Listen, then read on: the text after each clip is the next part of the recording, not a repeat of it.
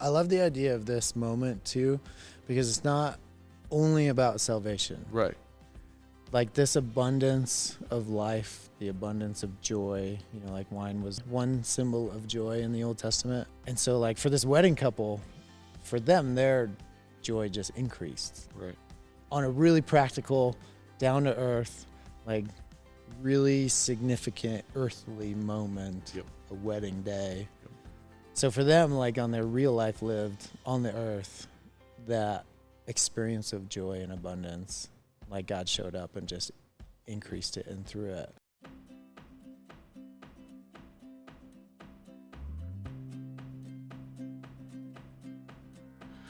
Welcome to The Weekly, a podcast brought to you by Calvary Bible Church. I'm your host, Jay Ewing.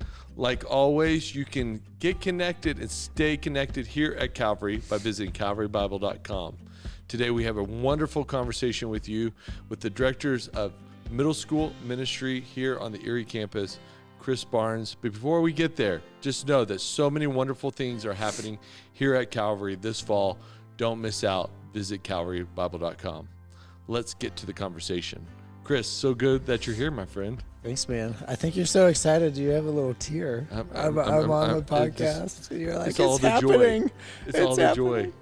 How are you, man? I'm good. Yeah? Yeah. How is being done with your preach on Sunday and back into middle school ministry? It was good. I had 4 hours of sleep on Saturday. Oh, yeah? Yeah. It's one of those, huh? It was one of those nights. Yeah, my daughter's body revolted. Oh, no. It's one of those nights. Oh, yeah. She finally passed out at like 1 a.m. And then you went to bed to get up early. Yeah, 5 a.m. Here we go. Yeah. Yes, it was good. It was good. It's good. I'm so thankful that you were up on Sunday in the Gospel of John. So fun to have you there.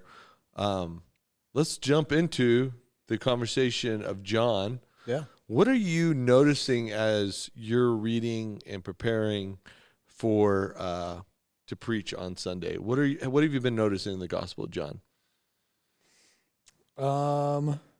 Okay, so I mean the things that I notice in the Gospel of John are related to things that feel like I've been learning the last 4 years of how to read the text and what the authors are doing. And so when I read John, he's a Jewish author and he's continuing in the same line of authorship and his techniques of writing and the themes that he's picking up and putting into his text are the same things that have been tracking through the entire story the entire time. And so, yeah, it was fun to get into it. Yeah, and this is a really good highlight, even that you hold a Master's of Divinity degree from Denver Seminary. So A long time ago. Yes, but you've done your theological work, study, commitments there. And then over the last couple of years, just even as we've been on staff together, you have really dove into themes that the Bible Project has been picking out over the last couple of years. Yeah, totally. I've been super thankful for their podcast. Yeah. And it's really been transformative for you in how you're reading your scriptures. Yeah, totally. My favorite conversation that they have is like the one where they talk about how to read the Bible and specifically techniques that the Jewish authors employ and use to tell the story and to weave meaning and carry meaning forward for sure. Yeah, that's interesting because from the outside, like you're in student ministry, you create fun games. You grew up playing baseball. Like you're just sort of, as the old word in the 90s was like a jock, right? Yeah, totally. So we grew up in that. Wannabe jock. Wannabe jock. And like, it's always, you're in student ministry. And then for you to go into your Bible reading with this, like, it's just very unique, I think, in a season to see someone love having these conversations about how to read the Bible. What is it about that? Does it connect you to God? Does it highlight something you didn't know in seminary? Like, what is that conversation? Why is it so important to you? Man, that's a good question. I'm trying to think of the answer right here.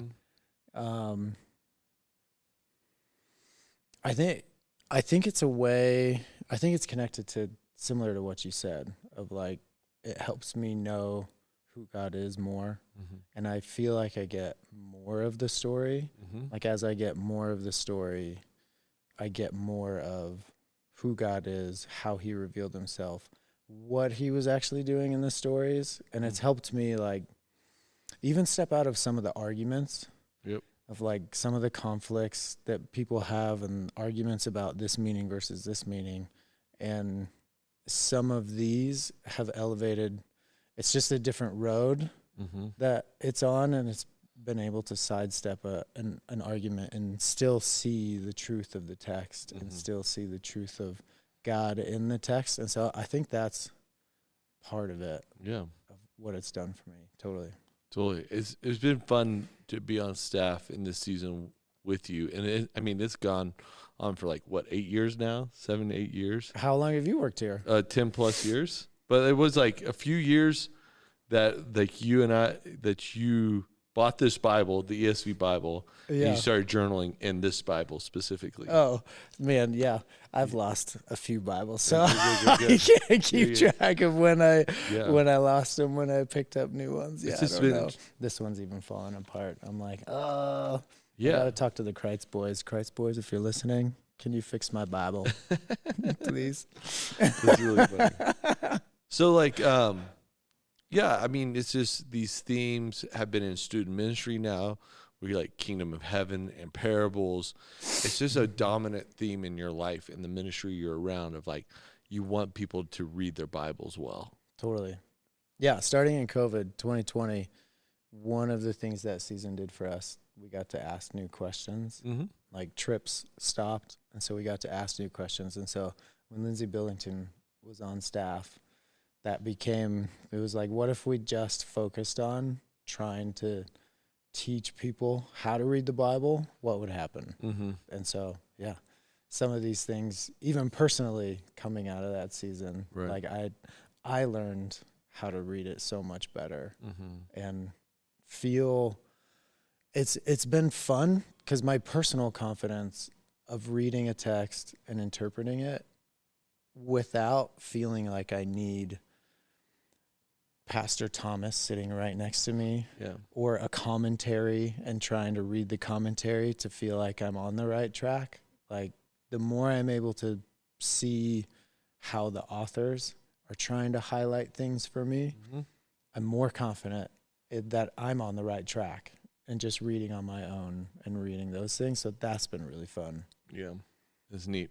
It's neat. I mean, just as the guy who sees you lead staff devotionals, has seen all your preaches, who understands what you're doing in student ministry, you're always trying, in every setting, trying to teach people how to read the Bible. That is your dominant theme. Yeah. It's interesting because every preacher, every teacher, every person in ministry has a theme that creeps up in every message. Yeah. And that's the one that creeps up in yours. In every way. And it hasn't been the same since I worked here. You know, like it kind of started 5 years ago, 6 years ago. Yep. Totally. It's really cool. So as you go to John 2 and getting into the text, I mean, this is one of the most overexposed, maybe? Super familiar stories of Jesus. Yeah. We learned this in Sunday school as little kids. I mean, if you don't even have a context of Jesus, he did this miracle in some ways.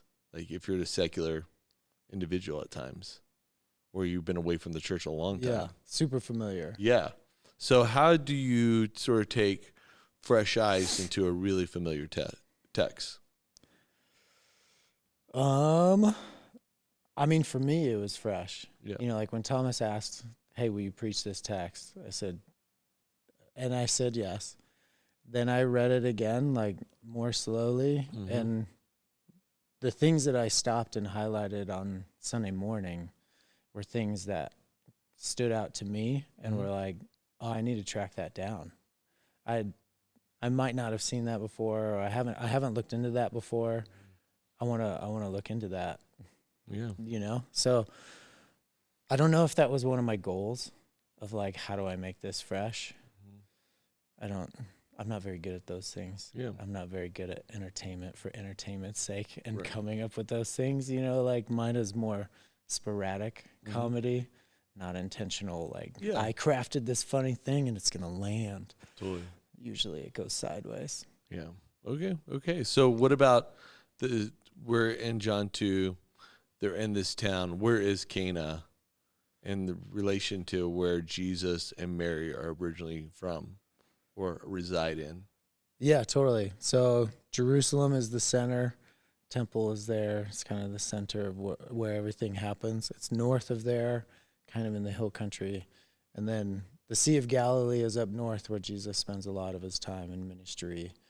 And there's a lot of towns around the Sea of Galilee, and it's west of there. I think it's a little south and it's a little bit west, but out in the country. Yeah. Pretty close to Nazareth, though. Yeah. Yeah. It would totally. be walking distance. Yeah. And if you remember at Christmas time, it's always highlighted that Nazareth is out in the sticks. Yeah. Like I think it was Matthew that highlighted, like some of the words that he used Yeah. is like, he's from a stick town. Yeah. No doubt. He's just like out in the backwoods. Yeah. Well, he can't be anything because he's from the sticks. Yeah. So, yeah, similar town, similar small, nothing kind of town. Mm-hmm. And now with your suspicion of how you're reading the text, do you think John highlights that town for a specific reason, or is it highlighting that this is the region in which Jesus is just now starting his public ministry?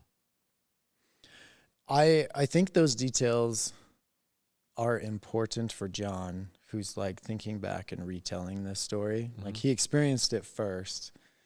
And then after, like he's had years to like watch Jesus and really, really let this moment sink in for him and be like, I'm sure it was over time how significant this moment and all the things that Jesus was doing, I'm sure it took time.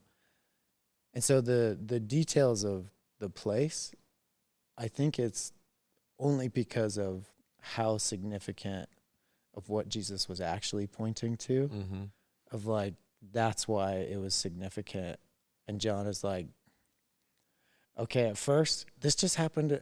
It was in the middle of nowhere, and Jesus was invited because he should have been. Right. And so he went, and I wasn't expecting anything. I was just going to a thing because he was my rabbi. Yeah. And then he told us everything about who he was and what he was about. Yeah. Yeah. Super amazing sort of story. And it's so unique because it's not in the other gospels. Yeah. And it's like it's considered Jesus' first, we call it miracle. John actually calls it a sign. Yeah, which totally. we should talk about Yeah. a little bit. Well, I think it's that reflection that John has Mm-hmm. personally. And even like, he just doesn't use miracle. Mm-hmm. And all of his, he calls them signs that are pointing towards Jesus's future and his like full culmination of the Messiah, that this like human who is promised to come. I think that's why John does it and chooses those words specifically, because he's like, if I was telling you right in that moment, the day afterwards, he might not have used sign. He might have used miracle, but seeing the full implication of who Jesus actually turned out to be, Yeah. and these moments of John being like, oh my gosh, that's why Jesus did that with the Jewish ritual pots. That's why he decided in this moment, he chose that to be the container instead of all the other options. And Yeah. Because ritual cleansing will come up actually in chapter 3 again with John's disciples getting baptized by him.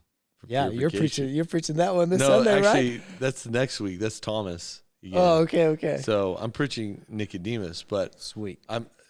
these themes of John are just so unique. Like every week is like light and dark, right? Mm-hmm. Water is one of them. Signs is another word. Purification. All these words, condemnation, condemning, like all these unclean to clean, death yep. to life. Yeah. Really, it's like crazy how woven they are in John's vernacular for teaching us Jesus' stories. Yeah. And, like I think in John 1, he uses 7 titles Mm-hmm. for Jesus, all relating to like his identity as this one to come, and trying to make it very clear who this person is that's on the scene, that is doing these things, that is turning darkness to light, like you said. Yeah. And now John uses also these things of, let's get to third day, Okay. 3. He also gets to 40. 40 is a big biblical word, has a lot of implications through the thread of the scriptures. 7, all those type of things have biblical references and stories attached to them. Yeah. It's been helpful for me to have this idea of the authors of the Bible are from one people group. Mm-hmm. And so they have like this shared heritage and shared technique of storytelling, of writing, of like passing on these things, of like, and so John is one of them. Yeah. He grew up in the stories, he grew up listening to them, he grew up on the scriptures. And so these ways of thinking about the stories would have been very familiar to him. And then he carried it on. I think he's trying to turn it up, like he's trying to use it again and again, and put the like key words, the key themes as much as he can, to try and be like, guys, this is the moment. Jesus is the one. How many times can I show you Jesus is actually the one? Yeah. Yeah. Third day language. I love how you said in your preach that the third day was the end of period of waiting, God showing up and rescue from death to life was a third day story. How many third day stories are in the Old Testament? Which ones would we be familiar with, maybe? Okay, I'll preface it with this. Yeah. Even today, I had another staff member come up to me and be like, dude, that was so cool. I didn't realize the third day thing was in there. How did you see it and track it?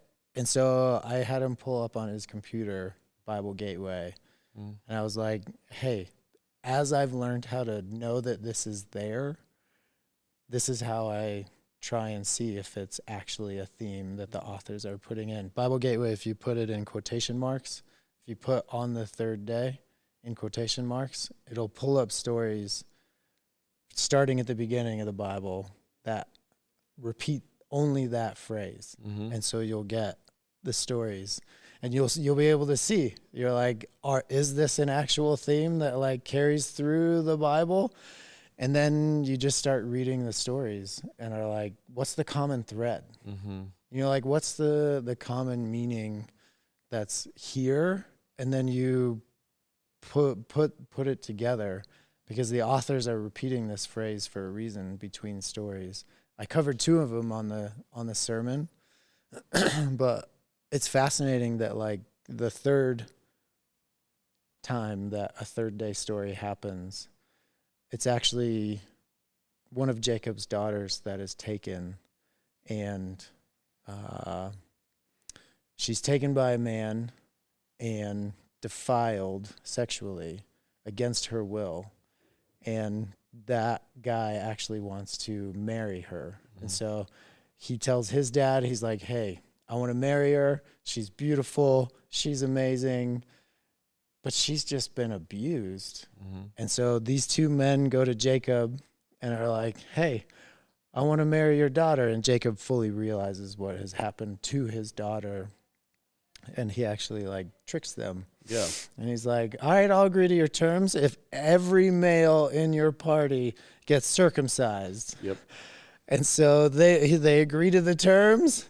And while they're healing on the third day, Jacob and his men go and rescue his daughter, go and conquer. Yeah, they kill him.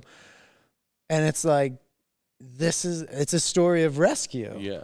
Like God's person who has been specifically chosen at that time is the instrument of rescue. And it's like, that's, like that's how you go into Yeah. the stories. I told about Abraham and how God provided and he showed up and rescued Yeah. in that moment. But even like this Dinah story where she's rescued, it's like, oh, like the biblical authors are so sophisticated Mm-hmm. in how they're communicating meaning.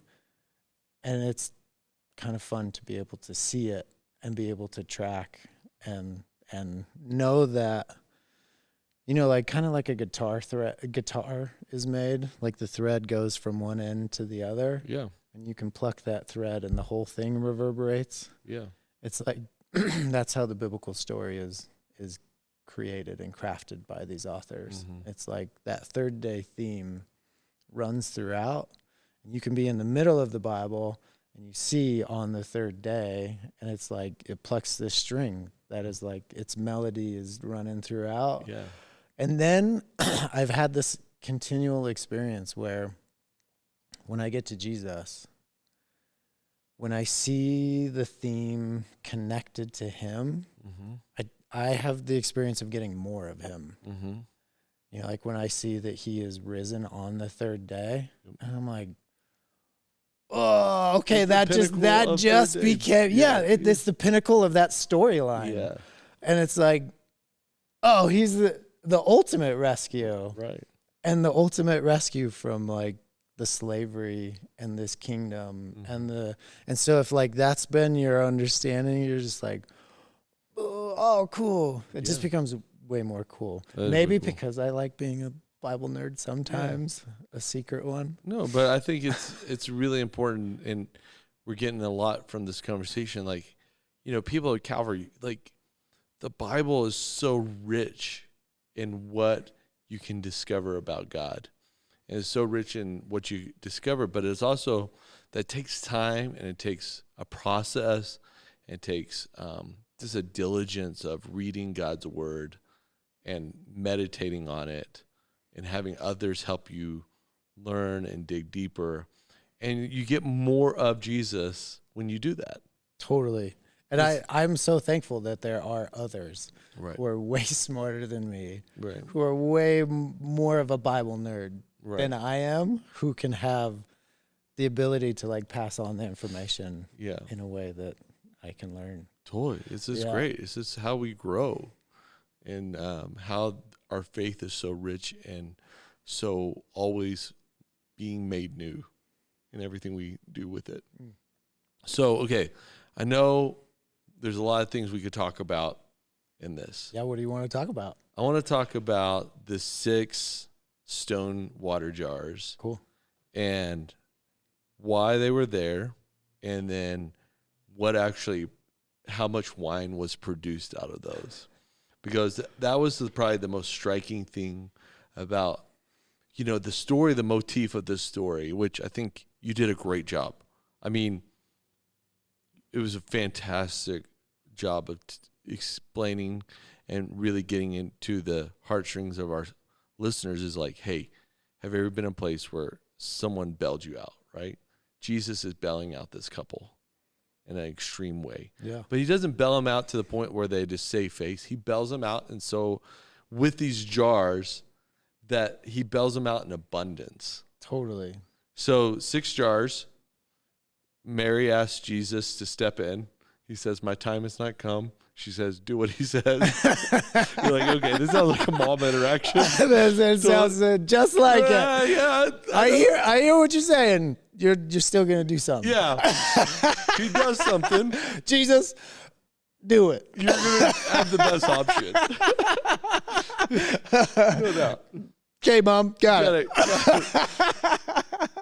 The servants go and fill up these jars, have been used for ritual purification for the wedding. It's a totally Jewish thing that you would purify in these ritualistic of washing your feet and your hands and other areas, your head, Yeah. before you arrive at the wedding. I always find it helpful to make sure, like the things that God gave the Jewish people were good. Mm-hmm. Like these were good practices Right. that were helpful for them long term. Yep. Like these reminders when they came into a wedding celebration to Yeah. just think of the categories of like, I need to like prepare myself Totally. to like fully experience this moment. And so God gives them these practices that just help them think of categories of like dirty and clean, Yeah.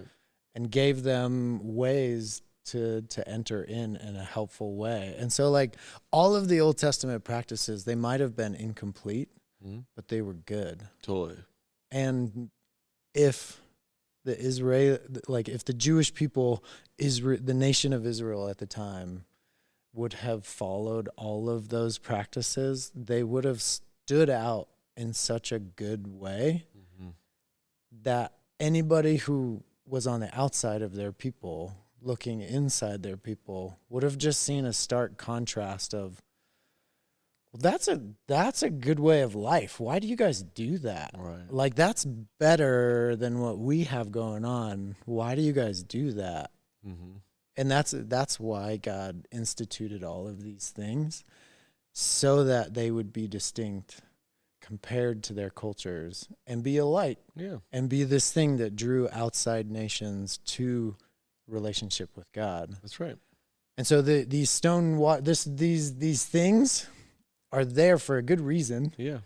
and it helped all of the people come in, feel prepared, feel clean, feel ritualistically like prepared to encounter God in this covenant relationship and celebrate and do those things. And yeah, I don't think I mentioned it on Sunday, but like they use stone because it didn't get dirty on the inside. Like if they used clay, the water would absorb the clay and eventually. become defiled and dirty. Right. The water would just get dirty, and so they used the stone. Wow, which- I didn't know that. yeah. That's neat. So it stayed clean. So, and I was listening to Zach. I listened to how he preached it, and he mentioned something, and I was like, oh, I didn't realize that. Jesus totally ruined these stone jars by putting wine water- in them. Yeah, making them. Yeah, because it was like, how do you get the wine out of this stone? It was like it would have stained it Yeah. and stuff. So he actually totally ruined their Yeah. purification jars permanently. Yeah, with his wine, new blood. Yeah, I mean, it's just like, I know. I mean- Yeah, he's replacing it. He's like, you don't need these anymore. But totally. So he took the symbol, like it was a symbol to them of right, how do you get clean? right. How do you go from not ready to be in the presence of God to being ready in the presence of God? Like that was the symbol for these jars. And so Jesus sees them and is like, okay, if I'm going to do something here, which my mom wants me to. Okay, she's right. She's right. But I'm going to make it really stand out. Yeah. I'm like, how can I make it more? Yeah. Like, how can I have this do two things at the same time? Right. And have this be even something that the disciples reflect on and percolate and have a story that will communicate for thousands of years who Jesus actually is. And so he takes those jars and does this miracle, which turns into a sign of who he is. But like something where he demonstrates the power over his creation. Yeah. And is saying so many things. So many. Which like at the cross where his blood is actually shed. Yeah. That's the moment where the ritual practices are no longer needed anymore. And like the veil is torn in two, and like the final culmination of like, hey, this old system is like, you don't need it anymore. Its time has ended, and there's a new way of coming into the presence of God, a new way of being the people of God, all of those things. It was embedded in the stone jar All in his first miracle. choice. Yeah, all in his. Woo. Yeah. Excuse me, everybody. Yeah. I think with the devotional side of me was really attracted to the stone jars are filled with wine, and that wine, I mean, it's a small town wedding, but the wine that Jesus created would have been about 750 bottles of wine. That's a little in excess of what the wedding needed. Turned into a good party. But that's the point. Like, it's about abundance. Jesus doesn't just do what you need. He does it in abundance. More than enough. More than enough.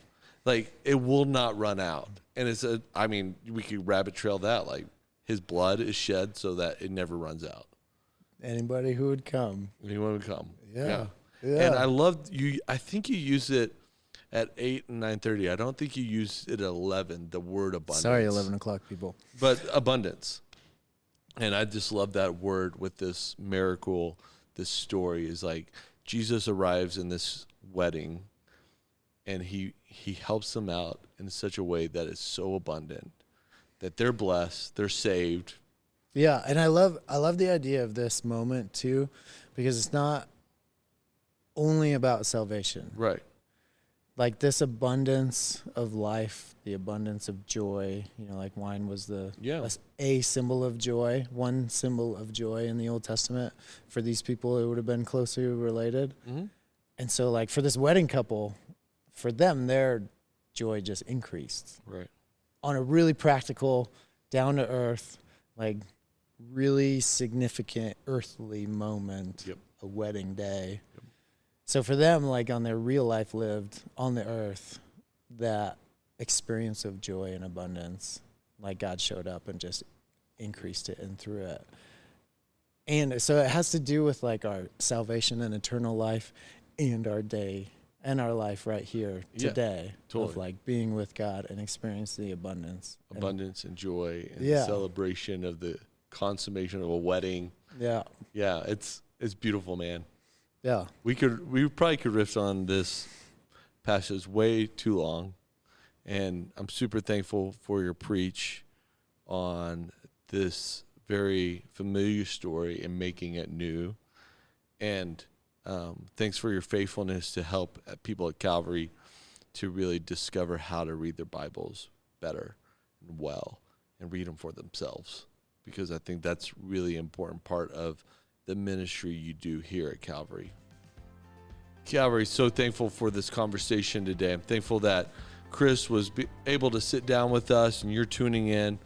Just know that in the day-to-day life here at Calvary, the way you stay connected and even get connected at Calvary is by visiting calvarybible.com, clicking your campus, find out what's happening in your neck of the woods. It's just a really important, valuable way for you to step into learning how to read your Bibles, like Chris was talking about, how to understand what Jesus is doing and the abundance that he's providing for us. There's so many great aspects of this community that we want you to step into, and one of those simple ways is just visiting calvarybible.com. Let me leave you with this. Okay, this is the end of the wedding story of John 2.